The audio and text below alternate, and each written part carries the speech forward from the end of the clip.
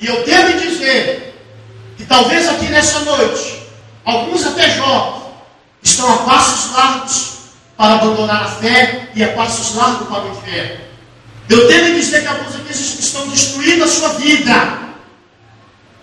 Alguns aqui estão tomando algumas decisões que não está dentro da vontade do Senhor. Mas nessa noite, a verdade de Jesus quer tomar conta de você. Nessa noite, a verdade do Senhor, ela quer resguardar a sua vida, ela quer vestir a sua vida.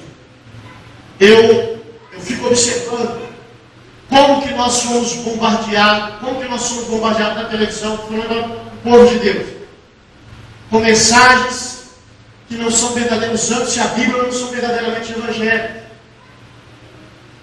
Hoje, por exemplo, quando algum cristão morre, participou de um acidente, o povo já pensava em pecado.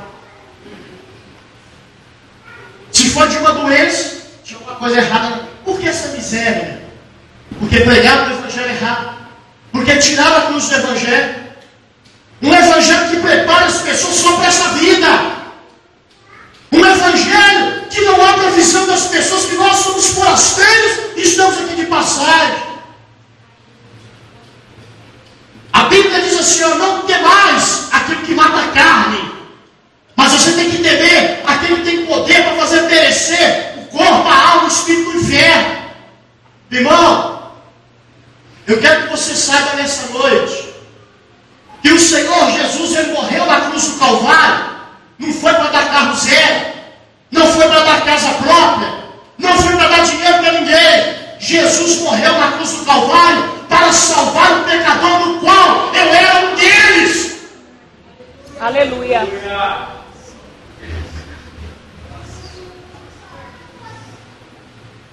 Eu vou dizer mais para você. A verdade precisa permear, entrar e ficar na sua história. Tem pessoas que aceitam Jesus porque acham que ele era valente, que ele mudou uma história. Outros aceitam Jesus porque acham que ele foi bom e ele curou. Aceita Jesus como curador. Sabe por que nós precisamos, irmão, deixar Jesus mudar a nossa vida? É porque a nossa natureza é desesperadamente corrupta. O homem é desgraçadamente pecador. Deixa eu dizer uma coisa para você que talvez diga, pastor, eu não faço mal para ninguém, eu não mexo com a mulher dos outros, eu não roubo, eu sou uma pessoa tranquila, eu tenho virtude. Não é isso que te dá direito à salvação. Em Adão, toda a natureza humana caiu. Todos que estão me ouvindo a partir de mim, todos nós precisamos entregar a nossa vida para Jesus. E não é só entregar de boca, não. Desenvolver um relacionamento com o Senhor. Isso é uma verdade. É muito triste. Até hoje, isso acontece no nosso meio. Morreu alguém, pastor, vai lá, ele aceitou Jesus. E daí? E daí? Olha, nós estamos vivendo engano dessa. Não, pastor, aceitou, vai lá, faz o ofício, pastor, já aceitou. Tem uma doutrina esquecida do nosso meio, doutrina da regeneração. Quem verdadeiramente aceita o Senhor, a vida dele é mudada pelo poder do Espírito de Deus. Aleluia.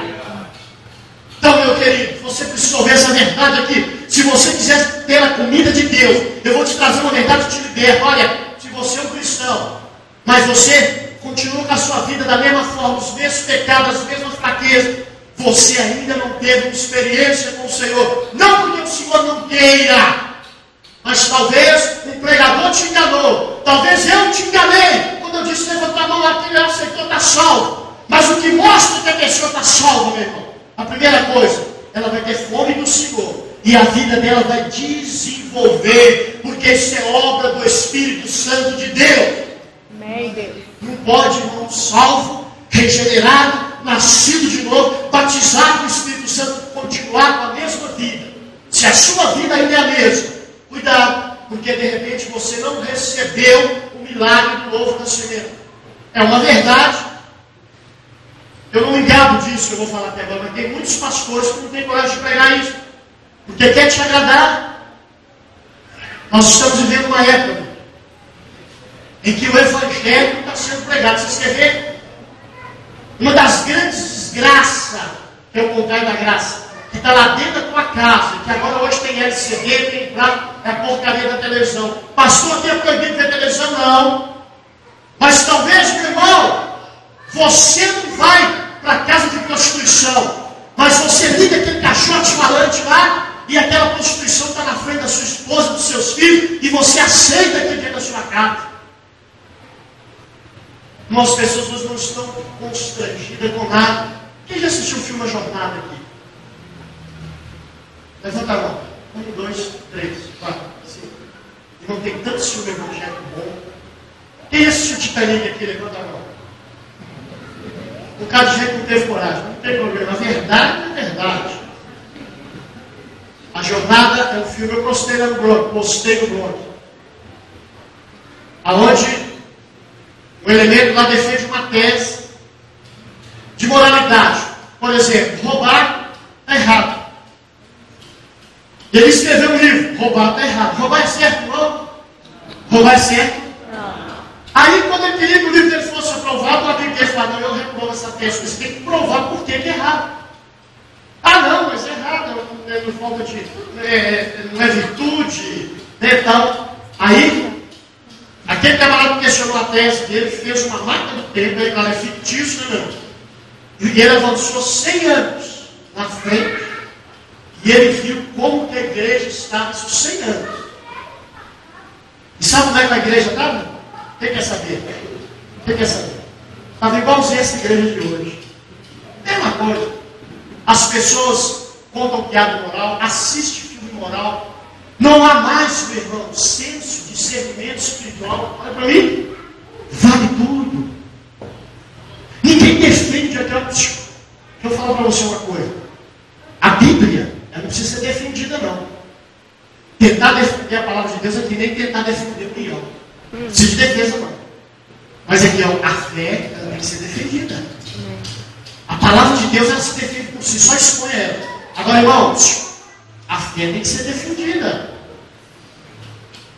Nunca houve tanta imoralidade no meio do povo evangélico. O namoro dos cristãos hoje não tem uma diferença. Há 100 anos atrás você sabia quem era evangélico e quem não era. E eu não estou aqui falando de discriminação nem de religiosidade, não. Eu estou falando de postura de fé. Eu estou falando de defesa de fé.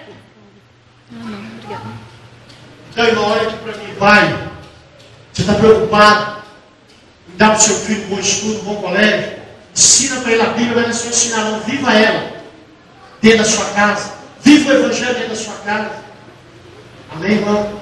Amém. Amém. Hoje, olha para mim. Se eu estivesse pregando aqui, profetizando, vocês não estariam olhando o pessoal chegar. Vocês não estariam curiosos. Sabe por quê, irmão? Hoje, Paulo falou para Timóteo, vai chegar um tempo que o povo não suporta mais essa doutrina. Eu sei que alguns aqui eu me tornei chato. O problema é seu, meu irmão. Se não der para me engolir com um sorrisal, a verdade vai ser pregada, queira você ou não. Porque isso mostra quanta miséria espiritual está dentro da igreja. Irmão, quantas vezes você pregou o evangelho hoje? Você é jovem, contar com a sua família, lá você fala gíria. E ainda mesmo nem sabe que você é cristão, você crê 007. Essa verdade aqui ninguém está ouvindo, não. Ah, pastor, o senhor está pegando, eu não estou pegando o senhor terra, não, sabe por quê? Respeito, amo, como cristão, é claro. Mas o homem que decide ser mulher, e coloca silicone, e troca o óculos, ele vai para frente da televisão, ele põe a cara, ele vai para a banda gay e ele assume. E você que fala que Jesus te salvou, você que se diz cheio do Espírito Santo, você tem vergonha lá no seu colégio, lá na sua rua, lá na sua faculdade, você tem vergonha de falar de Jesus. É uma verdade. Quantas almas você ganhou esse ano? Pastor, tudo bem, eu não ganhei alma, ninguém ganhou o Espírito Santo, mas para quem você pregou? Você testemunhou para alguém? Quantos amigos seus não morreram do seu lado, entraram nas drogas, você sabe, você não teve coragem de falar de Jesus? Quantos de vocês, irmão, não podem dar testemunho de Jesus no seu barco, porque a sua vida é indecente? Não, eu não estou te discriminando. Eu estou te entregando uma verdade que liberta. Amém. Liberta. Amém? Amém. Jesus vai voltar. Aleluia. A Bíblia diz que santificai, porque sem santificação ninguém poderá ver ao Senhor. Estou pondo peso sobre você. Eu estou te chamando para uma responsabilidade. Pastor, mas ser crente é para gente forte.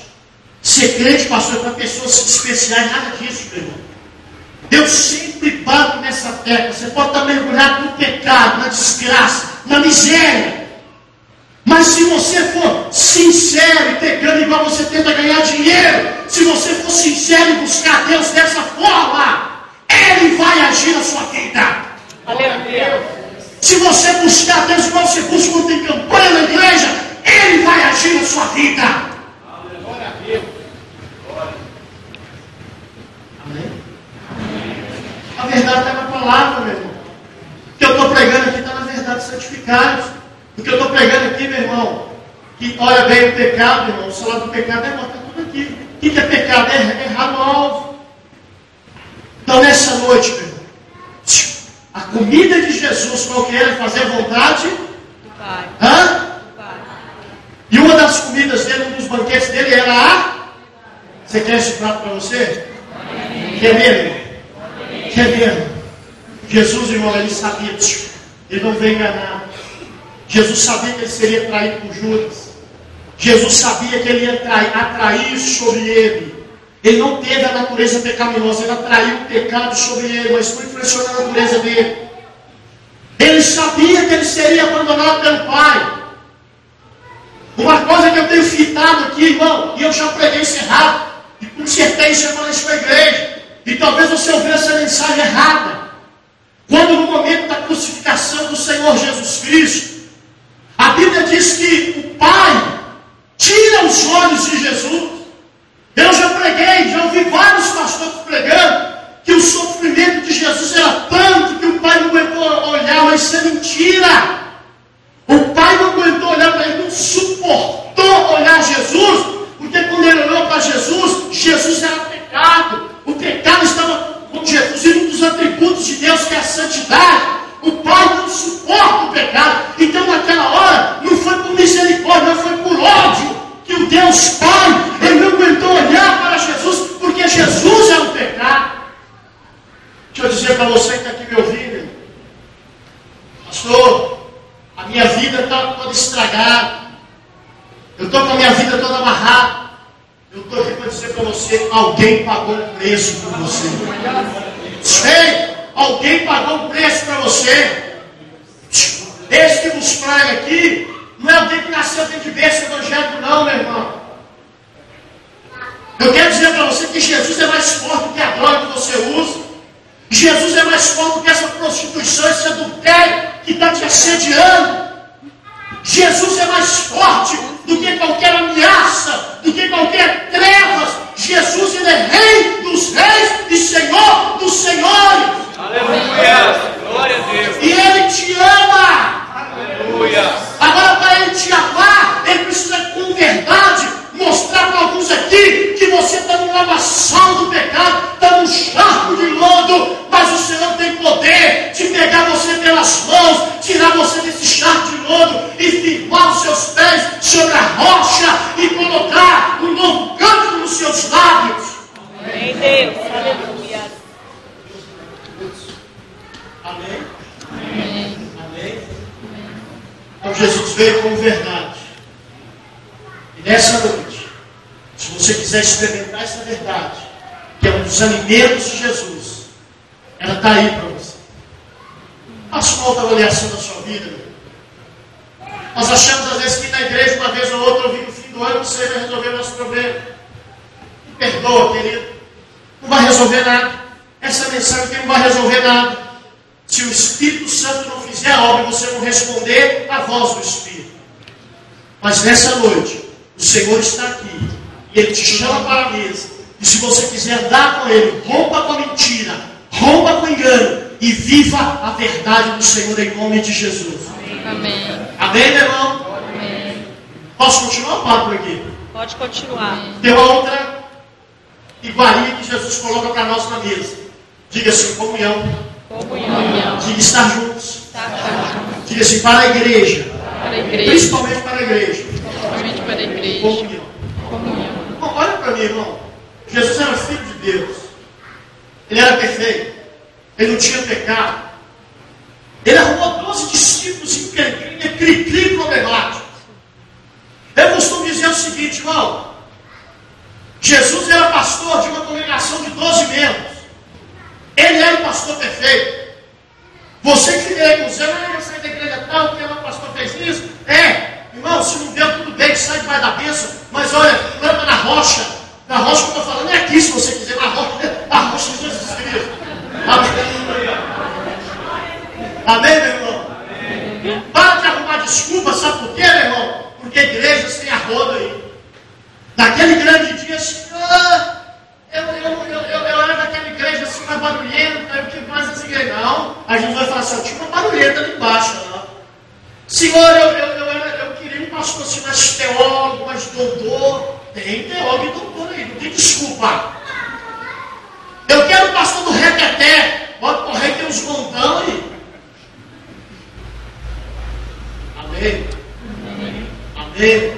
Amém? Aquela congregação de Jesus tinha 12 membros. Jesus dormia com eles. Quem já leu esta Bíblia? Tinha um discípulo lá que colocava a cabeça no peito de Jesus. Jesus cuidava deles, irmão. Você que fala, aqui não tem pastor, lá eu devia saber que tem pastor e outro me visitou. O problema não. O problema é o ser humano. A igreja é o Senhor de Deus na terra. Se acontecer alguma coisa, não fica parado, não. Toma uma decisão, mas caminha, meu irmão. Vá para a mesa do Senhor, porque Deus quer te salvar. Olha para mim. Comunhão é estar juntos. E eu descobri uma coisa, irmão. A igreja é composta de pessoas imperfeitas. Seres humanos imperfeitos. Jesus era o pastor perfeito. Lá no meio dos 12 eles brigaram. Depois da morte, a briguinha deles lá. Queria sentar no trono com Jesus. Um lá traiu. O outro lá, eu estou contigo. Negou. O que eu quero mostrar para você, irmão? Se você decepcionou com o homem, tudo bem, não abandona Jesus, não. Não abandona a igreja do Senhor na terra, não. Amém? Amém. E uma das iguarias que Jesus coloca na mesa é a comunhão. Jesus velou, ele poderia muito bem não querer trabalhar com os discípulos. Havia debilidades e fraquezas. No entanto, Jesus deu a vida por eles, deu a vida por nós. Se você que cresceu na fé, meu irmão, quero que você saiba que tem débitos, pessoas debilitadas na fé, precisa de você. Irmão, se na caminhada, eu lembro que nós cantávamos no hino, meu querido irmão, se na caminhada alguma coisa aconteceu para quebrar a comunhão, eu na força do Senhor, partindo a liberar perdão. A igreja existe para nós nos curarmos, para nós nos sararmos. Amém? Amém. Amém, meu? E quem sabe você abriu mão da comunhão, abriu mão de estar na igreja, abriu mão de se envolver. Quem sabe você foi decepcionado e você abriu mão, você parou, mas a vontade de Deus é que possamos estar unidos. Eu sempre digo aqui, igual ao fim do ano, nós chamamos o povo, vamos estar juntos. Eu sei que não é só um almoço, não é só ir para um sítio, que vai fazer isso, é um processo. Mas tem gente que não vem e fala assim, o pastor tem panela. O pastor tem panela, não é isso. Você é chamado, vem comer. Aquele, outro dia ela deu um testemunho lá no nosso grupo de comunhão, ela falou que ela, quando chegou na igreja, ela me via pregar e falava, vem comer, irmão. E ela só nas beiradas, só olhando. Aí um dia aquele veio pro meio. E ela veio pro meio, ela fez amizade com a Marília, entrou pro louvor. E ela entrando pro louvor, ela encontrou o dinheiro. E ela veio pro meio, ela vai casar agora em abril. Ô, glória! Porque veio no meio. Amém, meu? A Marília, quem não conhece a Marília, meu irmão, misericórdia.